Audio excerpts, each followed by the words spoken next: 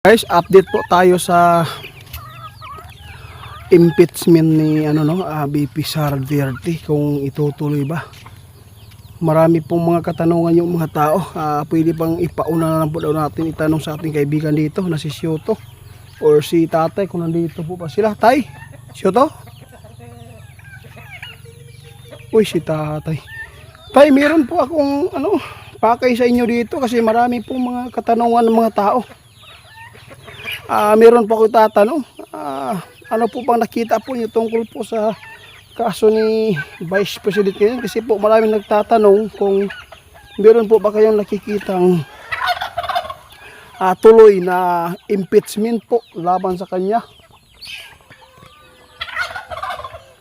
Ay naku po guys, ito na naman, nakapagbibigay na naman po ito ng kaguluhan nito. Sino po talaga yung agresibo na dyan, na para ma-impeach? Sino po talaga? Dami talaga guys, no? Sino pa? Si Romualdez at saka Trillanes. Marami po pala sila sabot-sabot para matuloy po yung impeachment.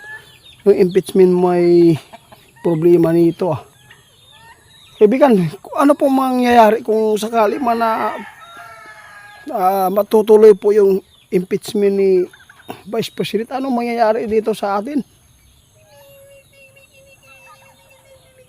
Malaking problema at tayo na guys. Malaking problema ito. Ito na po ang nakikita ng ating kaibigan, no? Sana malapit na sana yung natin New Year, sana magbati peaceful na lang sana, no?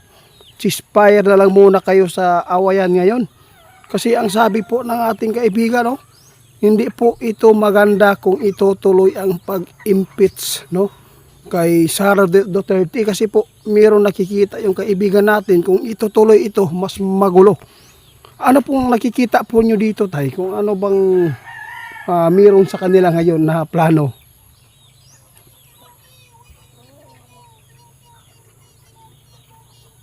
Sus, naku po. Sa lahat po na nagpatanong hindi ko ito maitanong sa ating kaibigan kung di po ninyo itinanong din sa atin.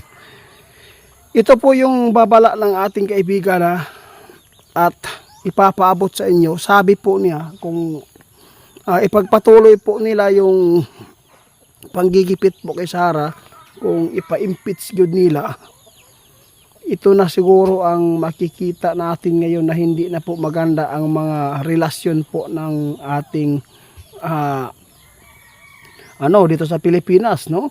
Para mawatak-watak na yata dito yung natin Mindanao versus Luzon na ito, at saka madadamay pa yung Visayas guys, no?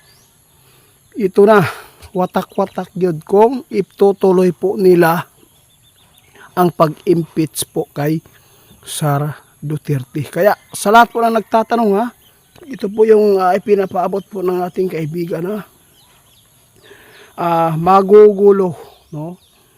Baka matutuloy na po na mailahi na ning Mindanao, no? Ano kaya mangyayari dito, Tay, kung ibukod na lang yung Mindanao at saka doon sa Luzon?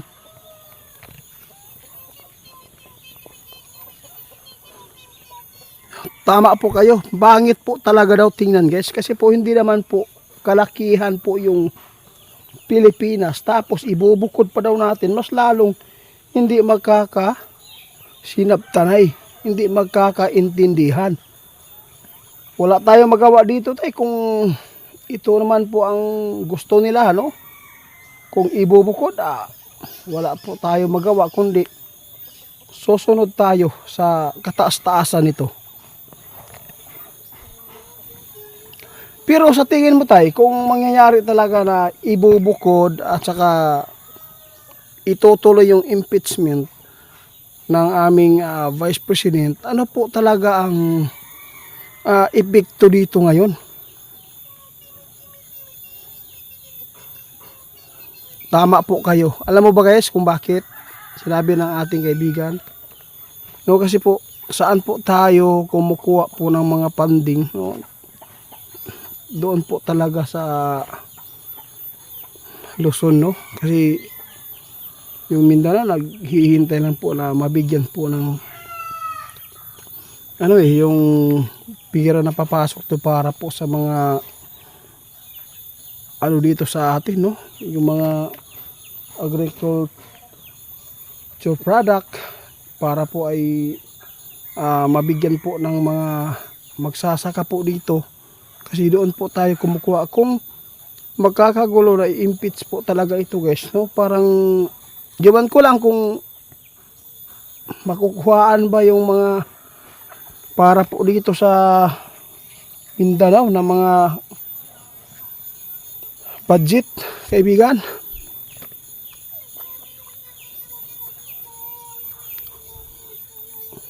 Yun ang natatakutan po ng ating kaibigan. No, kung sa tuwing po ay ma-impeach talaga si Sara dito, parang hindi po maganda talaga, no? Maraming kaguluhan na mangyayari. Maraming magrumentado dito ngayon, guys, kapag inalisan ba, no, nila ng mga budget po yung Mindanao, kung lalo na po kayo nagkakagulo, kung sakali man na magkawatak-watak man, no, parang pangit po talaga. Nagpapasalamat po tayo, guys, sa mga katanungan ninyo, dahil po ay nabigyan po ninyo kami ng idea na itanong sa ating kaibigan, no? Basta kung i-impeach daw si Sara, ingon atong kaibigan, wag ingong kanya-kanya na lang siguro taani, no? Magsarili, no? Mindanao na lang o versus Luzon ani, guys. Kung may ani, madamay pa ang Visayas ani. Kung i-impeach man, mawatak-watak yun ang atuang kuan. Sana malapit na sana ng New Year, dapat po sana magkaayos Kaya tay, oo nga, kaya itinatanong ko po sa inyo kung saan manggagaling yung mga funding para dito. Di ba? Dadaan pa yan, di ba, doon sa Maynila para po sa pagbibigay po nila ng funding para dito sa Mindanao. Pasensya na kayo, guys, ipinapaabot lang po natin, kaibigan, kaya lang hindi po tayo marunong dito kung alin po dito, kung saan ba po kami kukuha ng budget po para po dito sa mga dapat po sa mga proyekto dito sa Mindanao, no? Pasensya na kayo, guys, kasi hindi naman tayo dyan nasanay. Basta ipinapaabot po ng ating kaibigan na tinanong ko siya kung saan ba kukuha ng budget para po sa proyekto dito sa Mindanao.